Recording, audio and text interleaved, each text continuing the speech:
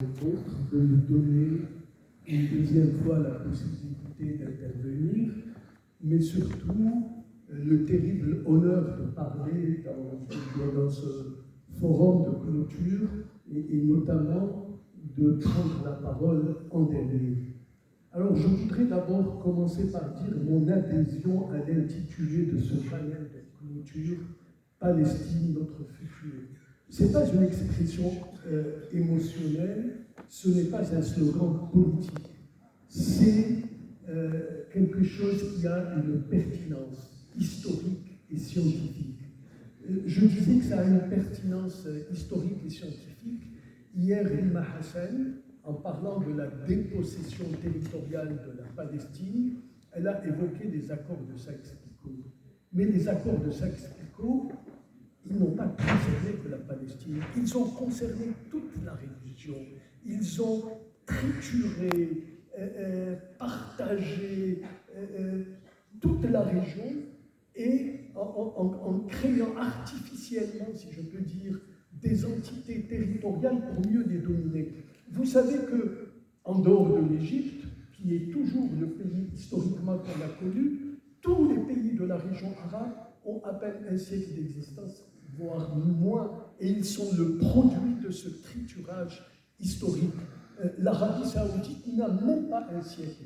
Et les lieux saints de l'islam n'ont jamais fait partie de l'Arabie saoudite. C'est leur complicité avec les armées, dans le cadre de ces accords de Sykes-Picot, qui leur a permis d'avoir aujourd'hui cette légitimité historique dont ils se targuent.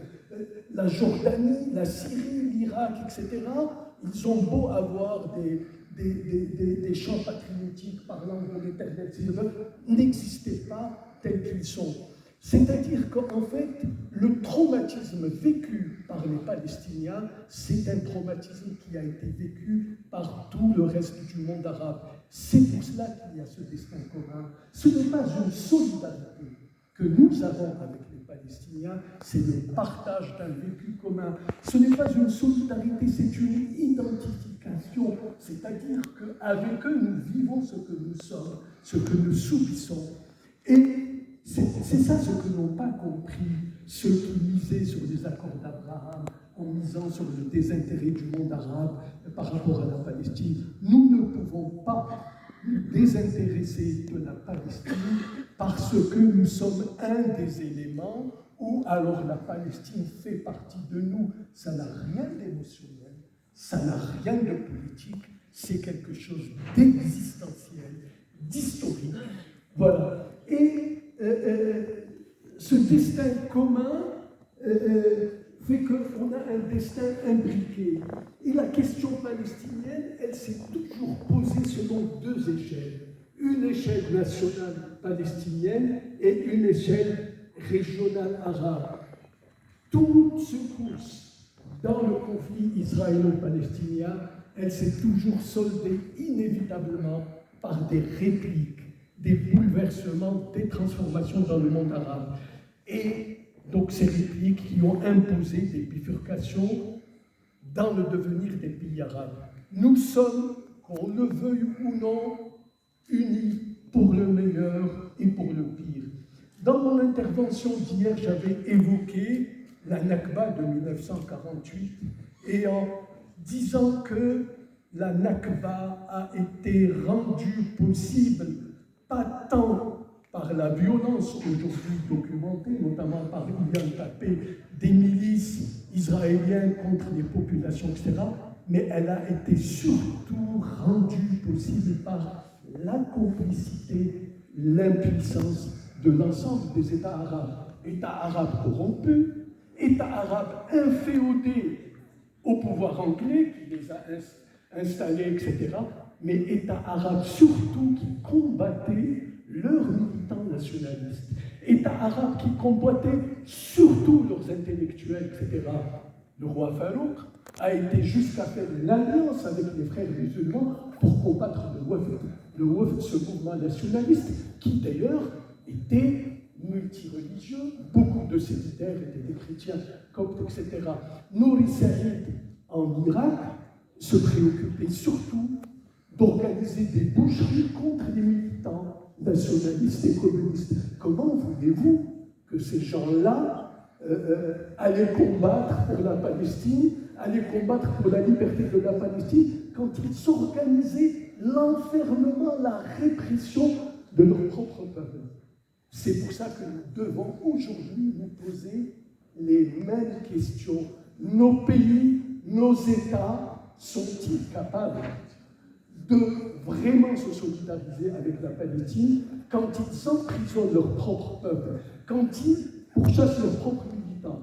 Je ne veux pas être négatif, mais pour dire que, inversement, et nous nous trouvons quasiment dans la même situation, c'est l'onde de choc de l'humiliante défaite de 1948 qui a sonné le réveil des sociétés du monde arabe et qui a ouvert une période d'éclosion du nationalisme. C'est la défaite de 1948 qui a fait venir le nasserisme, avec ces officiers qui ont vécu dans leur chair l'humiliation de 1948 et qui ont décidé de transformer leur pays pour ne pas rester toujours dans l'humiliation permanente. C'est la période qui a donné cette immense influence au parti Baas. J'ai cité ces deux mouvements. C'est que ces deux mouvements n'ont pas été que nationalistes, ça a été aussi des mouvements de transformation sociale. Ils ne se sont pas seulement battus contre l'oppression étrangère, ils se sont battus contre l'oppression interne, oppression socio-économique. C'est pour ça que c'était des mouvements nationalistes, mais de gauche, parce qu'ils ont compris qu'il fallait s'ouvrir aux questions sociales qui bloquaient le développement de ces pays. Mais ils se sont posés aussi des questions des blocages socio-économiques qui empêchaient ces pays de se développer, qui faisaient que ces pays-là étaient impuissants. Alors, je prends le cas du parti Baas, l'originel, je ne parle pas de ses résidus après, eh bien, c'est un parti qui a posé la question de la laïcité et qui faisait consensus dans le temps. Je vous rappelle que ce parti a été fondé par un chrétien, Michel Aflaq, et un musulman sunnite, Bitar. Et on oublie toujours la troisième composante d'un alawi. C'est-à-dire que on a dépassé la question religieuse, mais aussi le respect des minorités. Nasser, je vous convie à voir une vidéo que vous pouvez trouver de sa discussion sur le voile et sur la question de la femme. Et ce qui importe, ce n'est pas seulement la discussion qu'il a eue avec le mufti d'Égypte, etc., c'est l'adhésion qu'il y avait alors à ses propos. Et c'est vrai, sans magnifier, sans dire que c'était mieux avant, on a connu une période d'âge d'or du monde arabe. Je prends seulement pour référence la culture, la musique, etc. Et Beyrouth, plateforme éditoriale, etc. Je reviendrai, il y avait aussi là encore la limite des libertés publiques. C'est pour ça que, parce qu'il n'y avait pas de liberté publique, Nasser enfantera Sadat. Parce que quand il n'y a pas de liberté publique, la corruption s'insinue forcément. Quand il n'y a pas de liberté publique, c'est la médiocrité qui gagne. Et quand il n'y a pas de liberté publique, c'est la trahison qui finit par gagner, parce que la corruption s'insinue là où il n'y a pas l'oxygène de la liberté. La corruption s'insinue là où il n'y a pas l'alarme de la liberté. Et quand la corruption s'insinue, eh bien, il y a fatalement la trahison. Et je dis qu'aujourd'hui, nous nous trouvons dans la même situation que 1948. C'est-à-dire que ça ne s'est pas fait, mais on était sur la voie d'une autre Nakba. Et le risque génocidaire est toujours là. Mais pourquoi on s'est retrouvé dans cette situation aussi catastrophique que celle de la Nakba? C'est d'abord l'impuissance de nos pays. Des pays qui ont été rigidifiés, mis sous cloche par leur pouvoir autoritaire Et c'est comme ça que ces petits pays qui n'existaient pas il y a 50 ans, ces petits appendices de l'Angleterre que sont ces pays du Golfe, sont malgré nous devenus le centre géopolitique du monde arabe. Ces pays-là qui ont peur du moindre frémissement de liberté, ce ne sont pas seulement des monarchies, ce sont des pouvoirs archaïques, tribaux. Ce sont eux qui ont fini par gagner contre les autres pays dits républicains, progressistes, etc. Parce que ceux-là ont combattu d'abord la liberté. Nasser, Boumedienne, dont je ne doute pas de leur sentiment nationaliste anti-impérialiste, mettaient leurs opposants en même temps en prison. C'est eux qui ont enfanté, qu'ils le veuillent ou non, l'impuissance et la trahison. Nous nous retrouvons, et c'est aussi l'héritage de nos faiblesses, c'est eux qui se sont couchés devant les Saoudiens des Golfe, qui actuellement donnent le là dans nos pays. D'abord, je veux dire que ces pays-là ne sont pas seulement des complices du génocide, ils sont des acteurs. Et pour moi, les accords d'Abraham, c'était le projet d'un génocide politique du peuple palestinien, un génocide qu'on voulait propre, sans cadavre, faire disparaître la Palestine sans tuer beaucoup de Palestiniens. Donc, nous sommes, comme Arabes, pas seulement complices, mais acteurs de la catastrophe qui se passe aujourd'hui en Palestine. Ce sont ces pays-là aussi qui ont exporté leur autoritarisme. Vous en savez quelque chose en Tunisie, l'immixtion de ces pays-là, le truc qu'ils ont fait, etc. Mais surtout, ils ont trouvé des relais, internes aujourd'hui dans le monde arabe. Il n'y a aujourd'hui dans le monde arabe aucun pays arabe libre. Je le répète, il n'y a dans le monde arabe aujourd'hui aucun pays libre, aucun pays suffisamment libre pour pouvoir développer une immunité, face à l'agression. Si on parle d'impunité d'Israël, moi, ce n'est pas ça la question que je me pose. L'impunité d'Israël est choquante. Mais moi, ce qui m'interroge, c'est l'absence d'immunité de notre part. Et il y a absence d'immunité. Il y a l'organisation par nous-mêmes de notre impuissance parce que nous refusons la liberté. L'autoritarisme est le meilleur organisateur de l'impuissance. L'autoritarisme, la mise sous cloche de nos pays, les a mis en marche du monde. Il a développé une sorte d'autisme national. Il a développé une sorte d'autisme collectif. Comment voulez-vous vous battre dans le monde avec les armes modernes quand vous mettez vos pays sous cloche? Le brillant journaliste M. Slim Laprani, qui donc a plaidé à la Cour pénale internationale pour la Tunisie, etc., il a dit une vérité que la bataille a été d'abord une bataille d'opinion.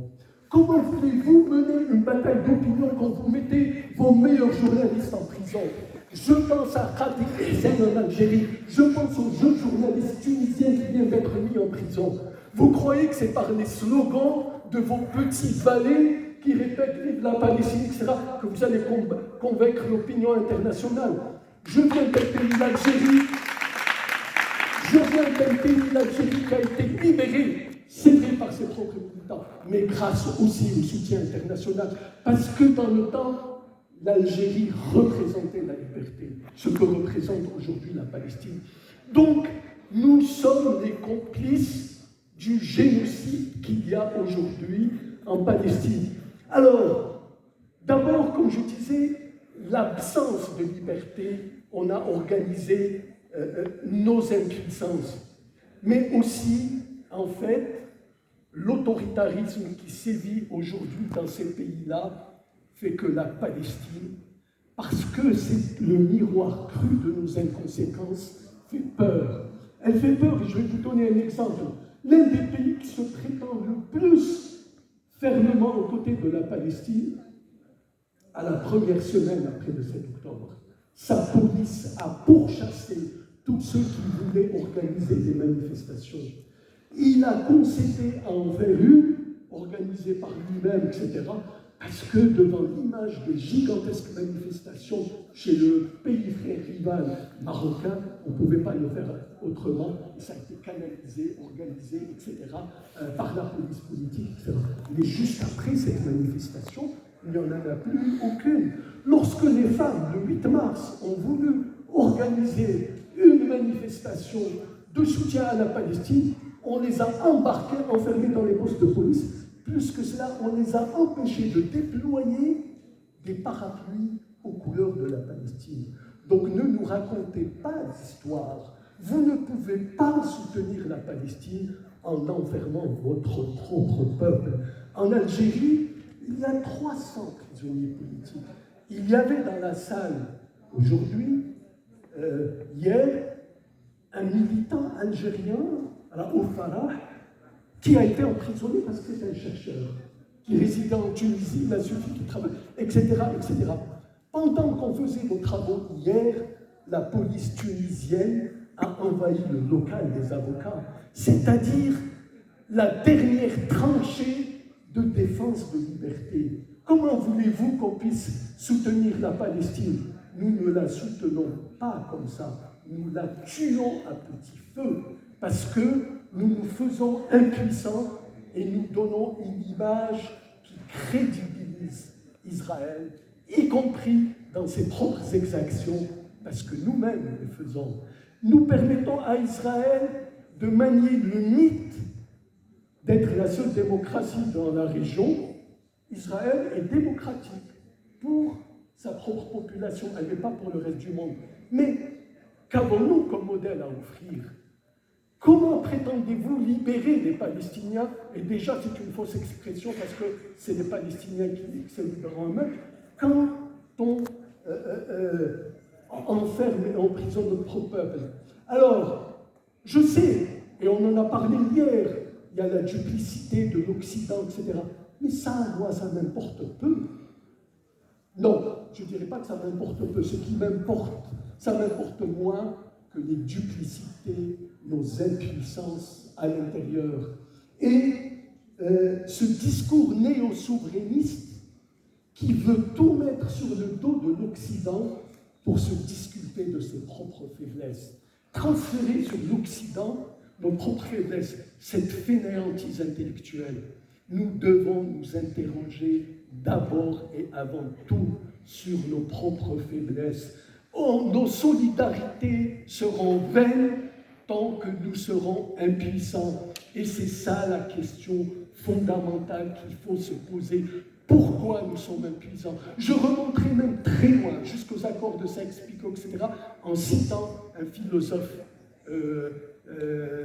musulman algérien, Benek Ben Nabi, qui a avancé la notion de la colonisabilité.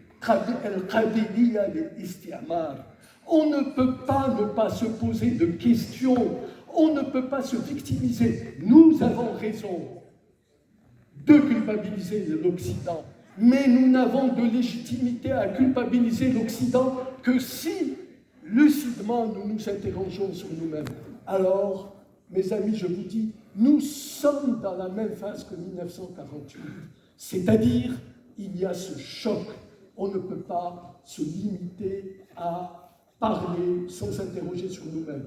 Moi, si j'ai accepté de venir à Tunis, c'est pas pour faire une énième manifestation de soutien aux Palestiniens. J'aurais mieux fait de rester en France, où ça a plus d'écho. Je suis venu pour que nous réfléchissions ensemble sur nos lacunes. Alors, je ne continuerai pas à trop faire la leçon. Je m'interroge aussi sur une autre question. Je sais qu'elle ne va pas faire consensus, mais la vie démocratique ensemble, elle consiste à gérer les conflits, à ne pas les taire pour qu'ils n'explosent pas. Les événements, l'attaque du Hamas du 7 octobre, elle n'est pas nouvelle. Souvent, dans beaucoup de mouvements nationaux, je prends y compris le cas de l'Algérie, on a eu des mouvements comme ça, de massacres, qui ont eu lieu en Algérie, 20 août 1955. Les militants, certains militants nationalistes algériens, estimant que la population européenne vivait hyper tranquillement alors que les maquisards se faisaient bombarder par le napalm, ont voulu porter la guerre à l'intérieur même, donc, etc. Il y a eu le mouvement des Mao Mao au Kenya, etc. Donc, c'est pour dire que, tout en ne partageant pas, et je le dis, la façon dont a été menée cette attaque, elle s'inscrit quand même dans un mouvement de revendication nationale, pas de la meilleure façon. La preuve est que, malheureusement, on n'a jamais autant parlé de Palestine qu'après cette attaque-là. Mais dans cette vision de nous interroger sur nous-mêmes, etc., c'est vrai que cette action, comme beaucoup d'autres dans les mouvements nationaux, ça a été ce sursaut vital face au risque de mort, cette action qui était insensée même d'un point de vue militaire, logistique, etc., elle a quand même ses ambiguïtés. Elle a quand même ses ambiguïtés et quelles vont être les conséquences? Et moi, pour ne pas trop prendre la parole, je pose la question de l'islamisme dans le monde arabe.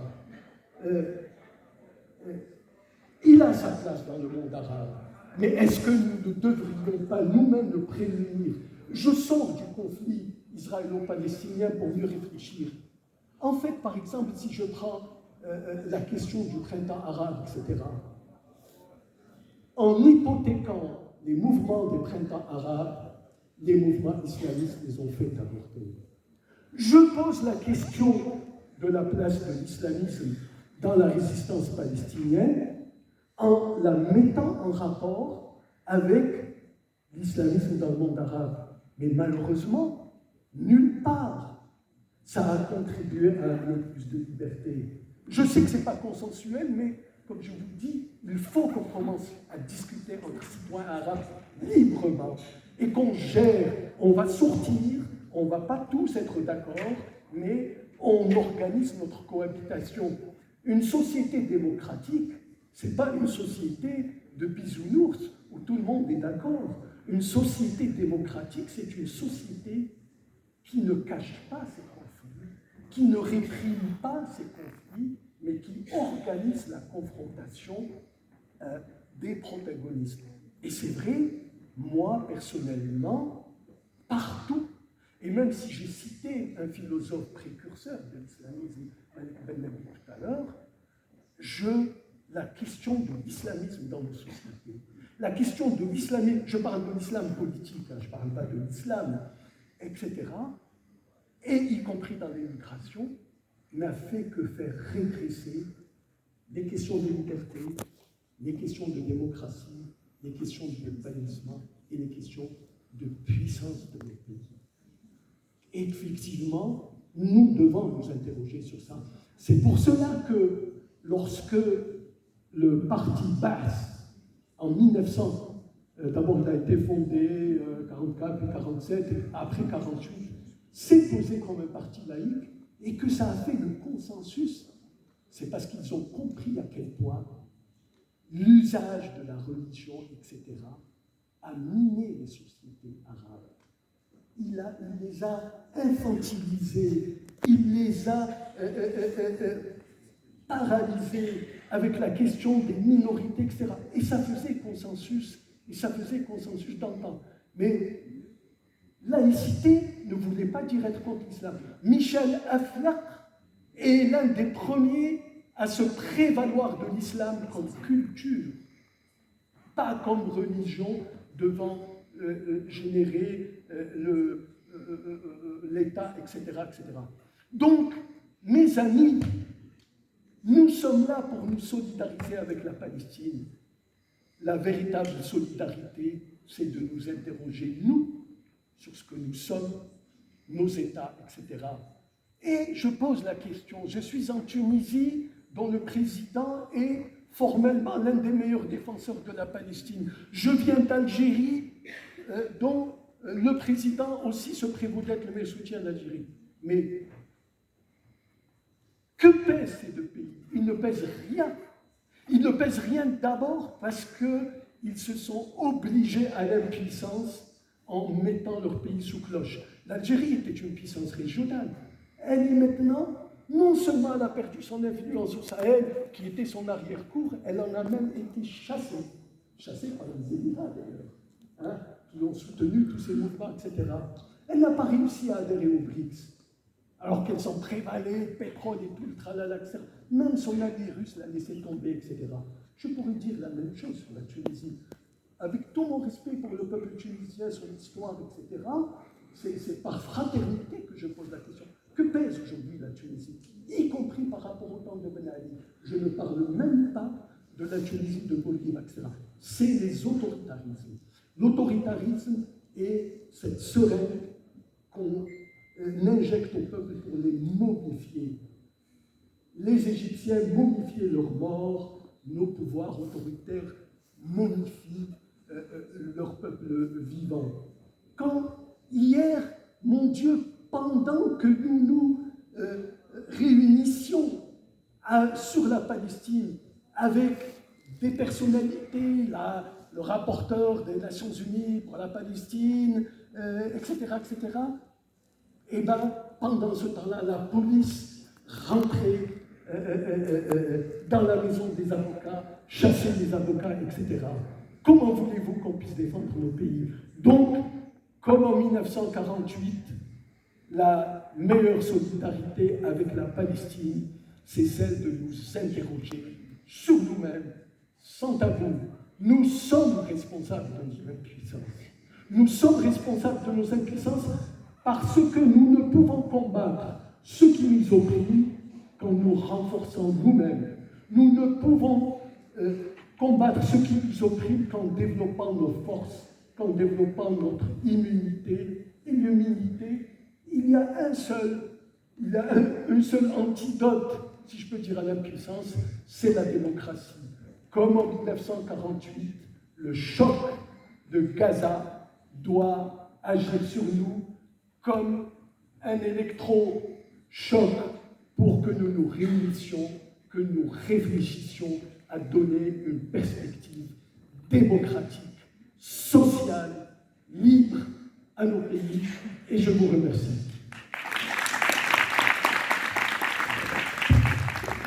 شكرا سعيد، شكرا على هذه الطاقة في الأفكار والطاقة في الإلقاء، وشكرا على تأكيد قناعة حقيقة من المفكر الحر